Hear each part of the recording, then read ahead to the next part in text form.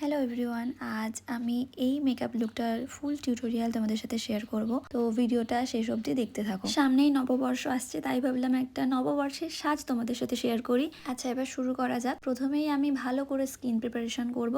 তার জন্য আমি ব্যবহার করছি ডট অ্যান্ড কির একটা ময়শ্চারাইজার। এরপর আমি প্রাইমার ইউজ করছি রেনি কসমেটিক্সের, ভীষণ ভালো একটা প্রাইমার। এরপর আমি ইউজ করছি একটা পিএসি এর গ্রিপ প্রাইমার। এটার কথা না বললেই নয়। এটা অ্যাপ্লাইয়ের পরে তোমরা জাস্ট আমার স্কিনটা দেখবে কিভাবে গ্লো করছে। একটা সুন্দর মেকআপের পিছনে স্কিন প্রিপারেশন কতটা জরুরি সেটা তোমাদেরকে বুঝতে হবে। এবার আমি আমার স্কিনে কালার কারেকশন করব। এর জন্য ব্যবহার করছি ফরএভার 52 এর ক্যামোফ্লেজ প্যালেট। তোমরা দেখতেই পাচ্ছ যেটুকু যা প্রবলেম আছে সেগুলো আমি জাস্ট হাইড করে নিচ্ছি আমার স্কিন টোনের থেকে 2 শেড ডার্কার একটা কনসিলার দিয়ে। কালার কারেকশন হয়ে গেলে আজ আমি কোনো বিউটি ব্লেন্ডার ব্যবহার করব না, ব্যবহার করব এইরকম একটা পিৎজা পাফ। যেই জায়গাগুলোতে কনসিলার অ্যাপ্লাই করেছিলাম জাস্ট ড্যাব ড্যাব করে একটু স্মুথ করে নেব। ফাউন্ডেশনের জন্য ব্যবহার করব পিএসির ফাউন্ডেশন। দেখতেই পেলে আমি একটা ডার্ক শেড আর একটা লাইট শেড মিক্স করে আমার স্কিন টোন অনুযায়ী একটা শেড বানিয়ে নিয়েছি। ফাউন্ডেশন অ্যাপ্লাইয়ের পরে সম্পূর্ণ ফাউন্ডেশনটা আমি ব্রাশ দিয়েই ব্লেন্ড করেছি, কোনো বিউটি ব্লেন্ডার ব্যবহার করিনি।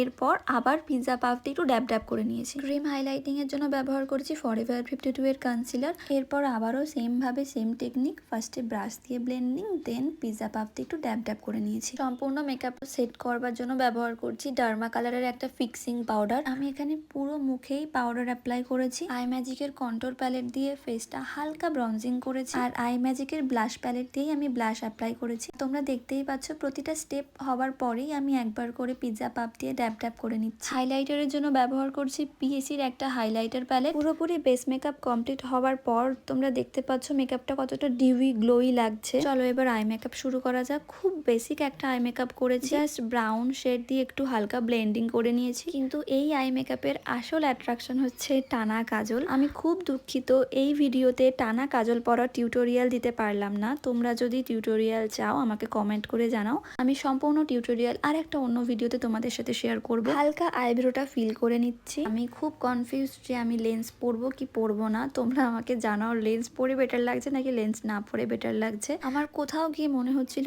এই লুকটার সাথে লেন্সটা ঠিক যাচ্ছে না, সেই জন্য আমি ফুল রেডি হবার পর একবার ভিডিও করে দেখলাম যে ভালো লাগছে কিনা। তারপর শেষে দেখলাম যে না, যতটা ভাবছিলাম ততটাও খারাপ লাগছে না, ভালোই মানিয়ে গেছে। তো এটাই হচ্ছে আমার ফাইনাল লুক। তোমরা যদি এই লুকের রিলস ভিডিওটা দেখতে চাও তাহলে ইনস্টাগ্রামে গিয়ে দেখে আসতে পারো। ভিডিওটা তোমাদের কেমন লাগলো অবশ্যই জানিও। ভালো লাগলে একটা লাইক করো, কমেন্ট করো আর চ্যানেলটাকে সাবস্ক্রাইব করে দিও। Thank you.